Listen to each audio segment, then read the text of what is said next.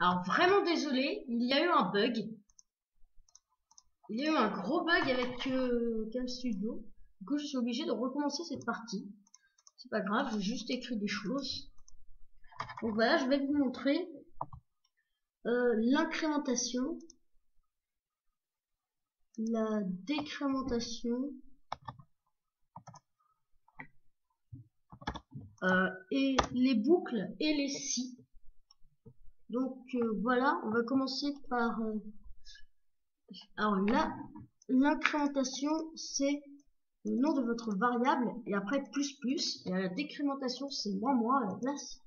Et si vous voulez mettre de 3 en 3 par exemple, au lieu de mettre ça, vous pouvez mettre directement ça. Après pour la décrémentation, il suffit de mettre alors ça et ça c'est pour les commentaires. Enfin, on peut mettre des commentaires.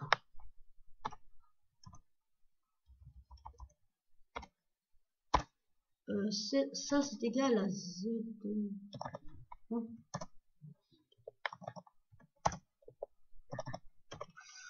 Voilà, donc c'est égal à ça. Maintenant on va apprendre les for loop. Je vais plutôt commencer par ça. Alors d'abord il faut mettre le int votre variable ici. Alors pas forcément votre variable, mais voilà. Ensuite for ce qui va se passer au début. Donc là c'est f qui va devenir 0 au début de la boucle. Ensuite la condition pour que la boucle s'exécute. La condition je vais vous la prendre tout de suite. Ça c'est si f est à moins de 10. Donc ça veut dire que si f est à moins de 10, désolé, je regarde combien est à moins de 10, ça se peut dire, voilà, ça va s'exécuter. Donc ça c'est la condition, il ne faudra pas forcément mettre comme ça c'est spécialement pour ici. N'oubliez pas de mettre un point virgule entre les choses pour être tournées.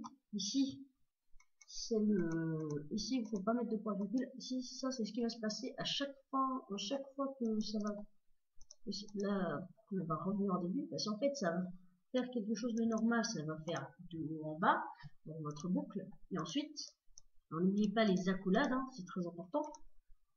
Et ensuite, ça va revenir au début jusqu'à ce que la condition ne soit plus vraie.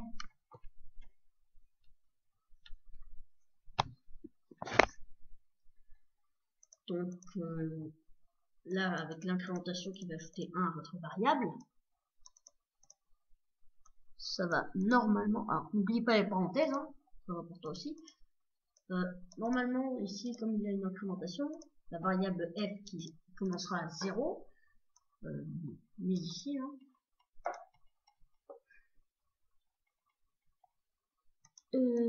va ensuite s'ajouter à chaque fois jusqu'à ce qu'elle arrive à 10.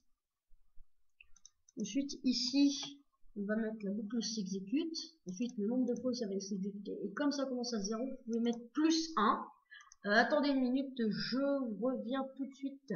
Donc voilà, on se retrouve. Si cette partie n'est pas publiée maintenant, de toute façon c'est parce que j'ai un problème de wifi, je pense à vous parler que maintenant.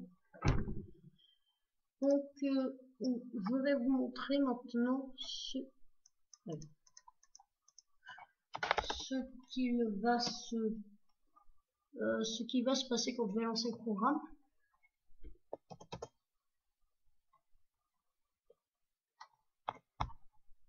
Ça c'est juste pour éviter que le reste du programme bug. Vous lui mettre /n parce que sinon voilà, anti/n pour que ça ajoute une ligne. Il est run. Voilà, vous l'avez vu. Maintenant,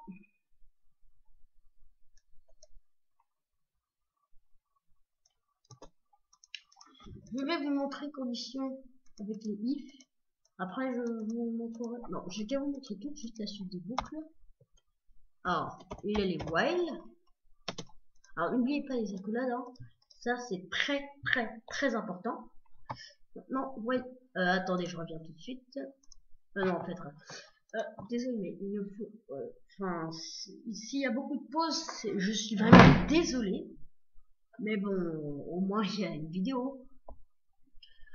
While, entre parenthèses, la condition que je vais tout de suite vous expliquer. Donc là, c'est, disons qu'on parle de la variable f. Si la variable f est égale à 5, par exemple, ça va s'utiliser.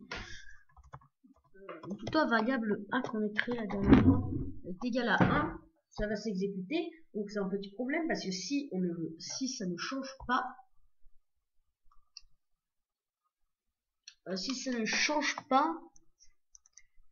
bah en fait on sera coincé dans une boucle infinie. Maintenant je vais vous parler un petit peu des booléens. C'est 1 et 0. 0 c'est faux, donc ça va jamais se faire. Mais en fait l'ordinateur transforme un petit peu ça, la condition, en 1 ou 0, ça dépend.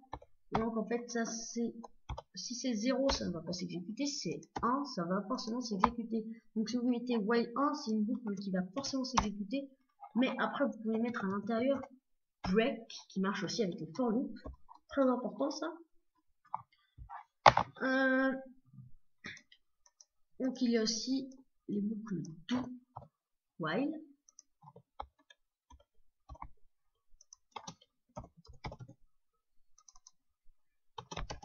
Donc en fait c'est d'abord mettre do et à la fin de l'accolade mettre le while.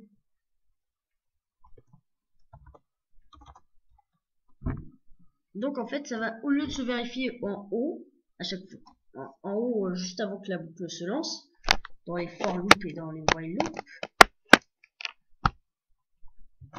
et bah là ça va se vérifier à la fin. Désolé pour le bruit. Voilà. À la fin, donc si je mets ça, là la boucle ne va s'exécuter qu'une fois parce que A est égal à 1 et là c'est n'est pas égal à 1. Ça c'est moins, ça c'est plus, ça c'est plus c'est égal, ça c'est moins et égal. Comme ça vous savez. Après il y a aussi pour mettre si A est égal à 1 et on fait comme ça pour le et, que f est égal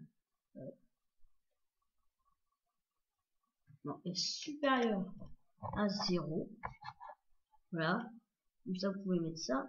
Si c'est ou, pour mettre ou c'est comme ça. Vous pouvez mettre des et dans les ou, hein, ça fonctionne. Et là les noms, attendez que je vais chercher ça, je vous retrouve parce qu'en fait je vais faire un petit peu ça à partir d'un livre, du coup voilà. Je vous retrouve tout de suite. Donc désolé, j'ai trouvé ces si. Par exemple, on va dire si A n'est pas égal à ça, il y a quelque chose de vraiment bizarre. Si A n'est pas égal à 1, la double négation ça fait du positif, vous l'avez compris. Et n'oubliez pas, souvent on oublie quand on débute, le point virgule. C'est très important. Donc voilà, je vous ai appris un petit peu les boucles. Maintenant on va voir ici. Et ça. En fait, j'ai retrouvé pourquoi le char ne fonctionnait pas, mais je vous l'expliquerai plus tard. Donc maintenant je vais vous expliquer la fonction scanf, puisque j'ai encore du temps. La fonction scanf. Alors j'imagine que vous avez remarqué, pour mettre une valeur int, je mets %d. Pour une valeur double une valeur double ou flotte qui permet de mettre un point pour mettre par exemple 1,2. Voilà, vous l'avez compris, sauf qu'il faut mettre un point, pas une virgule, parce que sinon ça compte pour une autre variable et ça bug complètement. Donc sinon ça c'est pour la suite. J'ai plus de 18, vous êtes majeur là. Enfin en fait je regarde dans un livre sur la programmation du cycle du 0, Donc ça c'est le premier if. Ça va faire ça. Alors il faut mettre des accolades comme dans la boucle, mais je les enlève parce que quand il n'y a qu'un seul ordre, ça va. Donc sinon else if âge. Alors else if c'est si ça ce n'est pas ça, mais que ça c'est vrai, donc ça va le faire. Ça c'est le else. Si aucune des conditions ne sont vraies, ça va faire ça. Sinon normalement il y a rien à rajouter pour la fin, hein.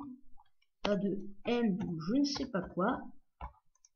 Il n'y a rien à rajouter. Donc maintenant je vais vous expliquer ce que c'est scanf. Alors d'abord je vous préviens, c'est il y a aussi %C pour les chats, et ce qui n'avait pas c'est qu'il fallait mettre %S. Il y a aussi autre chose quand on écrit. Voilà. Donc ça pour les doubles, au lieu de mettre %F comme ça, il faut mettre %LF. Je ne sais pas pourquoi, mais voilà. %D pour avoir un nombre. Ensuite, on va mettre âge. Ah, attendez, je reviens tout de suite. Je suis vraiment désolé pour le nombre de pauses. Mais bon, au moins, vous avez une vidéo sur comment programmer. Alors, c'est déjà bien. Voilà, on se retrouve, désolé. Donc, où on était, le scanner. Voilà. Alors, c'est très important. Ça, c'est quelque chose que je vais vous apprendre plus tard. Bien plus tard. Le et. Vous mettre un et là-dedans. Sinon, ça va vous faire bugger votre programme. Comme certains disent, faire cracher le programme. Donc voilà. Son D et âge.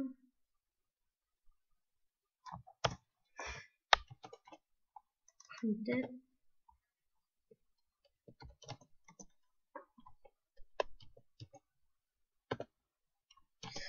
Vous avez. Attendez. Allez, donc ça va encore. Vous avez %D. Ah, désolé si vous entendez un peu de bruit, c'est pas grave. Âge. Voilà.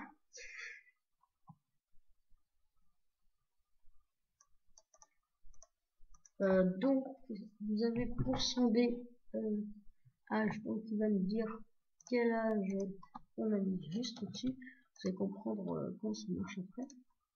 On va voir s'il y a des erreurs.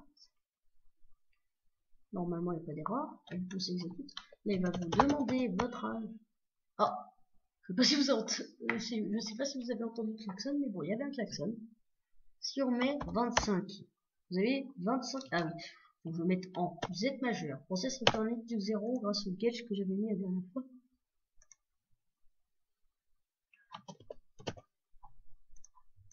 Donc on va le relancer. Si on met maintenant 10, par exemple, vous avez 10 ans, bon c'est bien quand même, parce que c'est ce que j'ai mis là, enfin, c'est plutôt ce qui était dans le livre et qu'après j'ai repris. Donc ici on va mettre... alors je sais pas si vous l'avez vu, mais c'est très rapide pour l'exécution de la boucle. Alors, maintenant on va mettre 2 ans. C'est un petit peu bizarre, mais bon, voilà. Bon, alors aujourd'hui, on a appris les if, les boucles, les conditions. Donc, c'est plutôt bien.